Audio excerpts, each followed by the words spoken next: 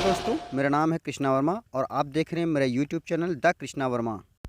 दोस्तों, आज मैं बात करने वाला हूं प्राइवेट बैंक वर्सेस सरकारी बैंक, यानी प्राइवेट बैंक और सरकारी बैंकों में क्या फ़र्क होता है।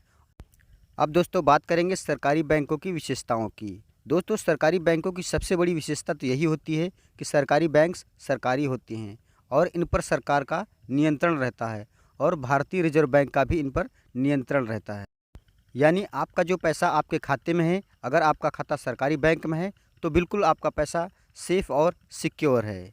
किंतु सरकारी बैंकों में अकाउंट ओपनिंग की बात करें तो दोस्तों आपको बताना चाहूँगा, सरकारी बैंकों में अकाउंट ओपनिंग बिल्कुल शून्य से होती है, यानी जीरो से होती है। और कुछ बैंकें अगर शून्य से नहीं करती हैं तो या फिर 500 से करती हैं या फिर 1000 से करती हैं, जबकि वो पैसा भी आपके अकाउंट में ही डाल दिया जाता है। दोस्तों, ज़्यादातर सरकारी बैंकों में भीड़ अधिक होती है और ग्रामीण बैंक ऑफ इंडिया की बात करें तो कहने ही क्या है। दोस्तों, सरकारी बैंकों के कर्मचारी भी सरकारी होते हैं, इसलिए उनको वर्कलोड का कोई विशेष प्रेशर नहीं होता है। उनको अपनी नौकरी से निकाले जाने का भी कोई प्रेशर नहीं रहता है, इसलिए वो ग्राहकों के कार्य को करने में ज़्यादा विशेष रुचि नहीं लेते हैं।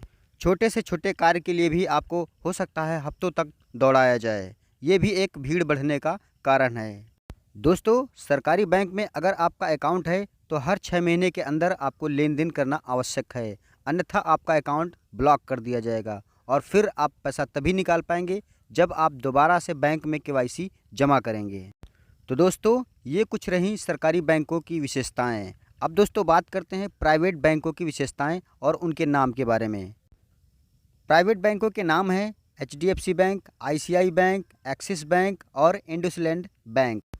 दोस्तों, प्राइवेट बैंकों की सबसे बड़ी खासियत यही होती है कि ये निजी बैंकें होती हैं और ये बैंकें व्यावसायिक बैंकें होती हैं। यानी ये बैंक, जैसा कि मैंने बताया कि प्राइवेट बैंक प्राइवेट होती हैं और भारत सरकार की योजनाओं को वो लागू करें या ना करें, ये उनका निजी मामला होता है। इसीलिए जनधन अकाउंट, मुद्रा लोन या अन्य सारी योजनाएं आप प्राइवेट बैंकों में प्राप्त नहीं कर सकते।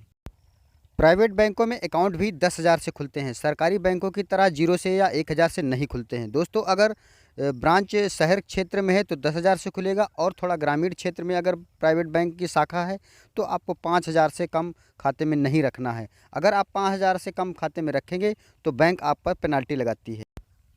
प्राइवेट बैंकों में भीड़ नहीं होती है, उसका कारण ये होता है कि प्राइवेट बैंकों के कर्मचारी भी प्राइवेट होते हैं और उनको एक्स्ट्रा काम करने के एक्स्ट्रा पैसे मिलते हैं और मैनेजर का प्रेशर भी रहता है और अपनी नौकरी जाने का भी प्रेशर रहता है, इसलिए वो लोग ज़्यादा से ज़्यादा कार्य करते हैं। अब दोस्तों, मैं आपको बताऊंगा कि आपको कौन से बैंक में अकाउंट खुलवाना चाहिए, प्राइवेट में या सरकारी में। तो आइए बात करते हैं। और प्राइवेट बैंकों की बात करें तो उसमें भी प्राइवेट बैंकों में आपको HDFC बैंक में खाता खुलवाना चाहिए। उसका कारण ये है कि जब से HDFC बैंक के अकाउंट कॉमन सर्विस सेंटर यानी CSC से खुलने लगे हैं, तब से आपको अपने अकाउंट को खुलवाने के लिए 10,000 रुपये का मिनिमम बैलेंस रखना भी नहीं पड़ेगा। प्राइवेट बैंकों की एक खासियत ये भी होती है कि आप इंडिया में किसी भी ब्रांच से खाता खुलवाएं, लेकिन अगर आपको पासबुक चेंज करवाना है, आपको नया ATM पिन जनरेट करना है या आपको नया डेबिट कार्ड अप्लाई करना है, आपको मोबाइल नंबर अपडेट करना है, यानी ब्रांच से संबंधित कोई भी कार्य अगर आपने कहीं अन्य खाता खुलवाया है तो आप देश के किसी भी ब्रांच में जाकर वो सारे ब्रांच से रिलेटेड कार्य कर सकते हैं, जबकि सरकारी बैंकों में ऐसा नहीं होता है। सरकारी बैंकों में ये होता है कि आप जिस ब्रांच में खाता खुलवाते हैं उसी ब्रांच में जाकर तभी आपका मोबाइल नंबर अपडेट किया जाएगा और उसी ब्रांच में आपका पासबुक नया जारी किया जाएगा। मतलब जितने ब्रांच से संबंधित कार्य हैं वो सिर्फ़ और सिर्फ आपका उसी ब्रांच में कार्य किया जाएगा जिस ब्रांच में आपने खाता खुलवाया है। अन्य ब्रांच से सिर्फ़ और सिर्फ आप पैसा निकाल सकते हैं, वो भी चेक से या ATM से, और पैसा जमा कर सकते हैं। कोरोना की वजह से जब देश में पहला लॉकडाउन लगा था तो बहुत सारे लोग अपने गाँव को लौट आए, जो 10 साल पहले या 5 साल पहले अपने प्रदेश को छोड़कर रोजी रोटी के लिए दूसरे प्रदेशों में गए थे और वहाँ उन लोगों ने काफ़ी वक्त कार्य किया, इसलिए उन्होंने वहीं अपना बैंक अकाउंट खुलवा लिया। दोस्तों, जब वो लॉकडाउन की वजह से अपने गांव लौटे और उन्हें पैसों की आवश्यकता थी, तब उन लोगों ने जन सेवा केंद्र पे जाके पता किया तो उन्हें पता चला कि उनका अकाउंट ब्लॉक कर दिया गया है। उनके पास ATM कार्ड नहीं है या ATM कार्ड है भी तो वहीं छूट गया है। तो दोस्तों, जिन बैंकों में उन लोगों ने अकाउंट खुलवाए उसकी ब्रांच भी उनके गांव में हैं या उनके गांव के आसपास के शहर में हैं, लेकिन वहां उनकी केवाईसी नहीं जमा की गई, उनको नया एटीएम जारी नहीं किया गया है। तो दोस्तों, यानी कि उन लोगों को सिर्फ यही बताया गया कि आपने जिस ब्रांच से अकाउंट खुलवाया है वहीं पर आप जाएं।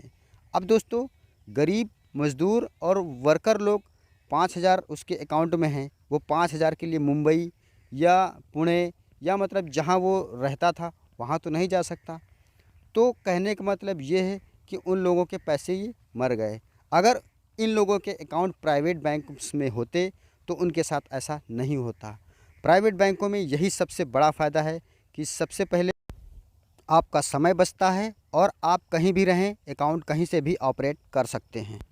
तो दोस्तों, हो सके तो आप अपना अकाउंट प्राइवेट बैंकों में ही खुलवाएं।